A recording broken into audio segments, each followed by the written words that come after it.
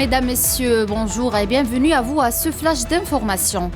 L'Algérie a consacré 3 avions relevant des forces aériennes de l'armée nationale populaire pour le transport des équipes d'intervention et de sauvetage, de la protection civile et des aides humanitaires destinées au Royaume du Maroc suite au séisme qui a frappé ce pays vendredi dernier.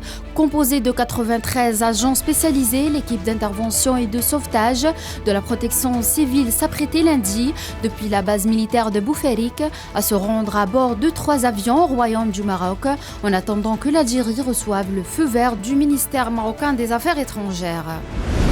Plus de 100 corps ont été retrouvés dans la ville de Derna, dans l'est de la Libye, après qu'elle a été frappée par des inondations, ont déclaré les autorités libyennes, ajoutant qu'il n'était pas possible de connaître le bilan global pour le moment, mais qu'il serait très lourd. Parallèlement, le gouvernement libyen a décrété 3 jours de deuil national en hommage aux victimes des inondations causées par le cyclone Daniel.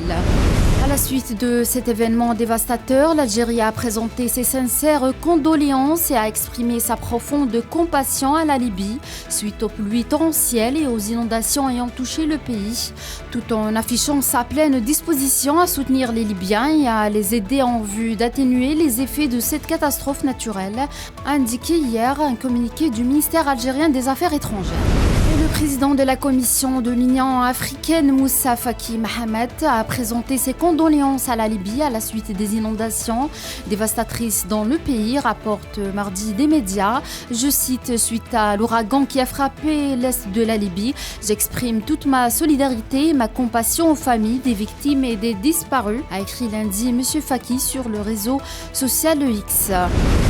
Les forces de l'occupation sioniste ont arrêté mardi 23 Palestiniens dans différents gouvernorats relevant de la Cisjordanie occupée, a rapporté l'agence de presse palestinienne Wafa.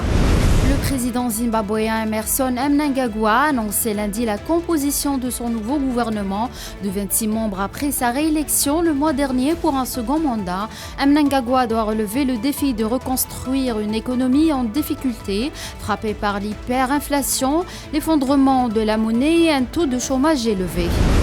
Le président russe Vladimir Poutine a participé aujourd'hui à la session plénière du Forum économique oriental de 2023 à Vladivostok, déclarant que ce qui se passe dans le monde ces dernières années a stimulé notre travail avec l'Extrême-Orient, tandis que les pays occidentaux détruisent le système économique, social et financier qu'ils avaient eux-mêmes créé, et a ajouté que certains pays refusent de céder aux sanctions et aux restrictions qui leur sont imposées dans différentes régions du monde, expliquant que le monde multipolaire qu'il voit se dessiner implique de nouveaux modèles pour l'ensemble des peuples et non pour un petit nombre d'élus. La ministre allemande des Affaires étrangères Annalena Baerbock a rencontré lundi le président ukrainien Volodymyr Zelensky lors de sa visite à Kiev.